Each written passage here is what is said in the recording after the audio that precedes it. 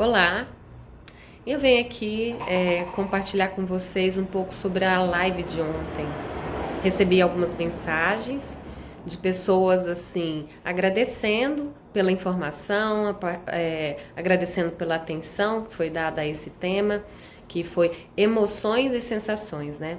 E algumas pessoas também assim se queixaram porque a live é para quem tem Instagram e tem algumas pessoas que não têm acesso ao Instagram, não tem manejo com o Instagram, assim como eu também estou aprendendo a ter o manejo com o Instagram, mas com esse intuito de pessoas que não puderam participar e de algumas pessoas que falaram que foi muito importante esse tema, decidi sintetizar esse assunto, de tudo que foi falado ontem. Eu e a Sofia Marques, que é a empresária do marketing olfativo, certo? Começamos falando sobre as emoções. O que são as emoções, né? As emoções são reações afetivas agudas e momentâneas. Isso significa que ela está de passagem, certo?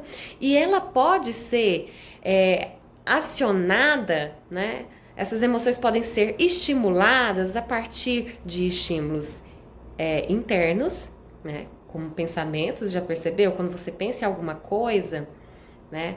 Uma emoção pode ser produzida desse pensamento, né? Assim como estímulos externos, que é o que eu escuto aqui fora, o que eu vejo aqui fora, o que eu sinto, né, os órgãos sensoriais olfativos, né, o que eu sinto produz uma emoção, certo? Então, eu chamo a atenção muito para vocês para prestarem, ficarem atentos, né, tomarem consciência daquilo que está entrando no seu organismo, tá? Mandando informações para o seu cérebro, que é por meio de notícias, né? O que você olha, o que você lê numa conversa de WhatsApp, né? Fake news, porque isso vai acionar suas emoções, certo?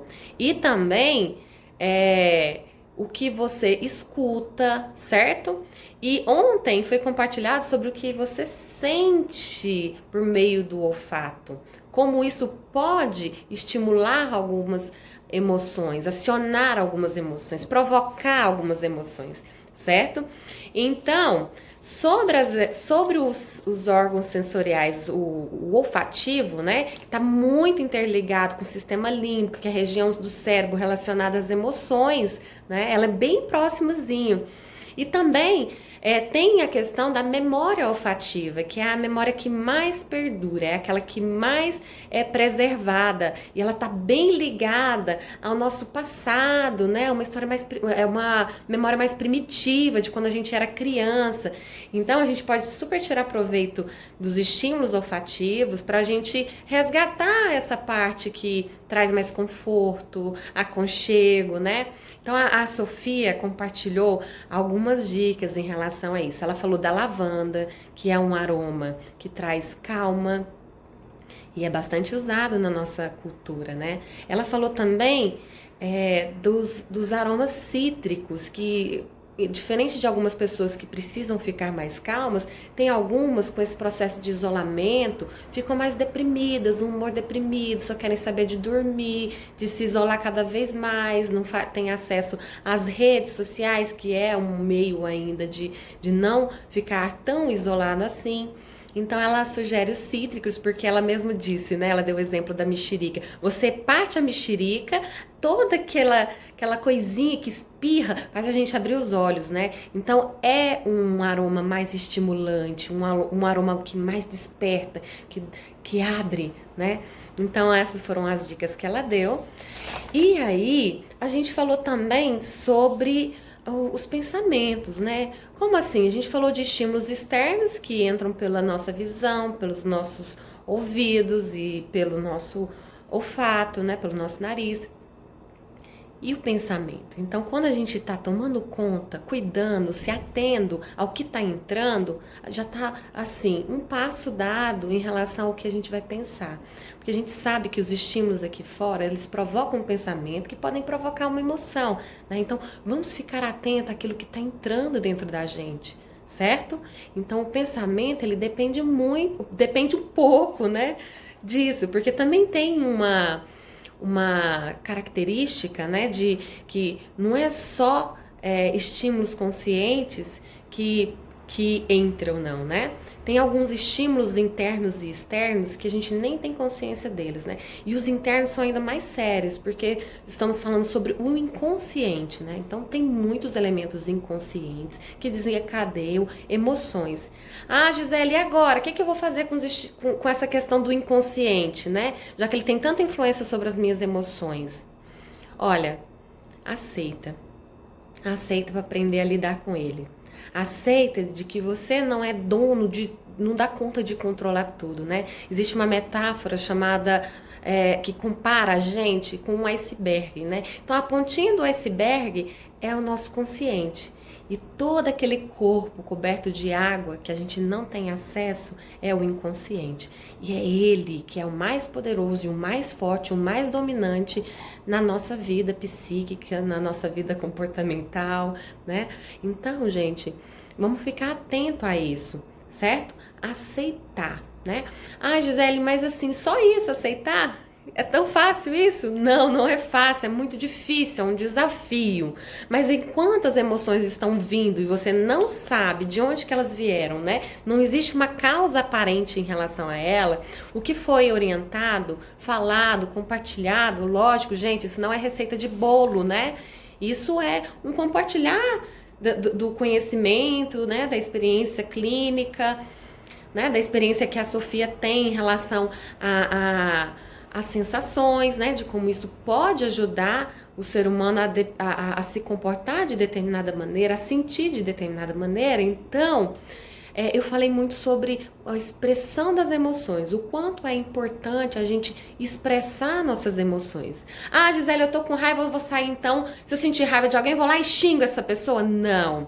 Se eu falei que uma característica da emoção é a capacidade dela ser momentânea, dela ser rápida, dela vir e passar, se eu descarrego essa emoção em cima de alguém, esse alguém vai descarregar a sua emoção em cima da gente, e aí a gente vai devolver essa emoção, ou seja, ela vai ser rápida?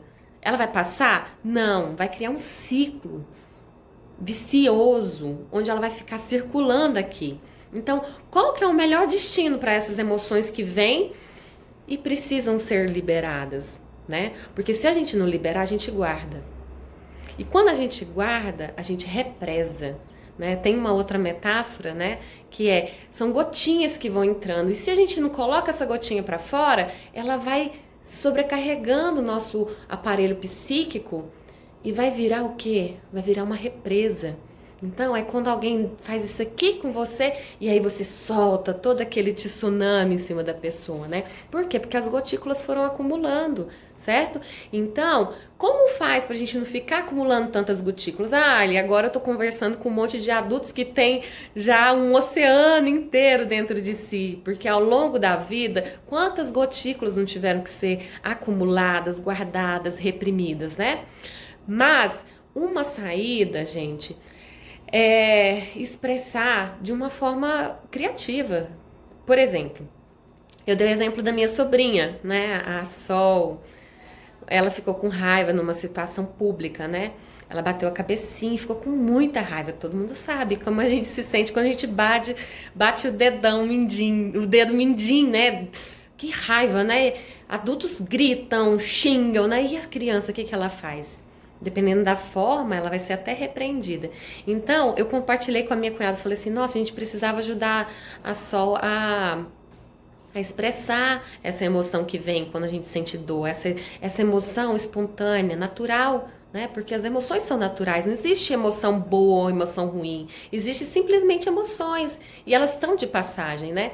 Aí, quando eu falei isso pra minha cunhada, a Sol virou pra mim e falou assim, Tidinha, como é que faz? Ela que sabe, ela só tem 3 aninhos, né? Aí eu dei um exemplo na hora eu pensei, gente, como é que eu vou ajudá-la a expressar essas emoções aqui em lugar público, né? Eu falei assim, olha, Sol, você vai fingir que você tá correndo uma maratona, corre, corre, corre, só que sem sair do lugar. Aí quando você estiver bem cansada, aí você para, mas você precisa correr toda essa maratona. Tá? Imagina que a maratona só vai acabar a hora que você se cansar. Aí ela, tá. Ela sabe muito bem o que é maratona, que o pai é atleta, né? Aí ela foi e começou a correr. Eu falei, não para, corre. Ela tava com raiva, né? Correu, correu, correu. Aí de repente ela falou assim: ai, eu fiquei tão alegre. Ela falou desse jeito. Então, assim, o que que é que levou uma criança sem saber que a dinâmica, né, do descarregar uma emoção, liberar essa emoção para ficar em paz, né, e vem uma alegria logo em seguida, né? Ela não sabe que existe essa dinâmica mentalmente. Ninguém contou para ela, não existe um conhecimento por trás disso. E espontaneamente ela nos trouxe essa informação e foi a coisa mais linda do mundo. Então é isso. Como a gente vai deixar essa emoção ir? Como a gente vai fazer isso? Cada um vai arrumar o seu jeito, né? Tem pessoas que vão praticar esporte, que vão correr, né? Vão ter pessoas que vão pegar o travesseiro e gritar bem alto no travesseiro, porque tem que ser de uma forma privada, gente. Ninguém que está ao seu redor é responsável pela emoção que está surgindo e supitando dentro de você. Entendeu? Então a dica que eu dou é essa: vamos encontrar formas criativas, né? Formas formas privadas de canalizar toda essa emoção, né? Seja ela de tristeza, seja ela de raiva, seja ela de uma alegria eufórica demais, né? Seja ela de medo, né? Em relação aos medos, né, eu não compartilhei ontem, mas eu acho muito interessante uma frase que eu ouvi, né, de um psiquiatra, Mauro Elias. Ele fala sempre essa frase: olha, se correr o bicho pega, se ficar o bicho come, se encarar o bicho some. Olha que interessante, né? Então, em relação ao medo, né, a gente tem que encarar esse medo. Eu brinco às vezes com algumas adolescentes, algumas crianças, né, no consultório, quando elas têm medo de alguma coisa. Eu falei assim: eu vou te ensinar a como lidar com esse medo, como você vai encarar esse medo, como você vai ser corajoso com esse medo. Você vai olhar para aquilo que te está dando medo. Tem alguma coisa debaixo da sua cama, você vai lá e vai olhar. E eu tenho certeza que o que tiver lá vai desaparecer. Experimenta. Aí eu começo a rir, eu falo assim: não é que vai desaparecer, né? É porque experimenta pra ver. E é lógico, se a criança abrir o olho e olhar debaixo da cama, ela não vai encontrar nada, né? Então, assim, vai encontrar uma barata, né? Mas o que são baratas, né? Pro medo fantasioso que existe dentro da cabeça de uma criança. Eu tô tomando como referência uma história de crianças, mas os adultos também. Tudo aquilo que nos traz medo, a gente tem que encarar. A gente precisa. Eu não gosto muito da palavra tem, porque parece uma regra que a gente acaba criando, né? Mas é um caminho, né, muito certeiro a gente encarar nossos medos, certo? Também eu gostaria de dizer, né, que o que eu estou compartilhando aqui tem uma proposta psicoeducativa, ela não substitui nenhuma psicoterapia ou nenhum tratamento terapêutico, nenhum outro tratamento medicamentoso, tá certo? Eu tô aqui trazendo a minha colaboração enquanto pessoa, enquanto uma profissional que está disponível para colaborar nesse momento, certo? Então eu espero que vocês tenham aproveitado. E vamos organizar outras lives, já que funcionou, já que as pessoas se interessaram, já que as pessoas querem ouvir, então a gente vai falar, ok? Então um grande abraço para vocês e até logo!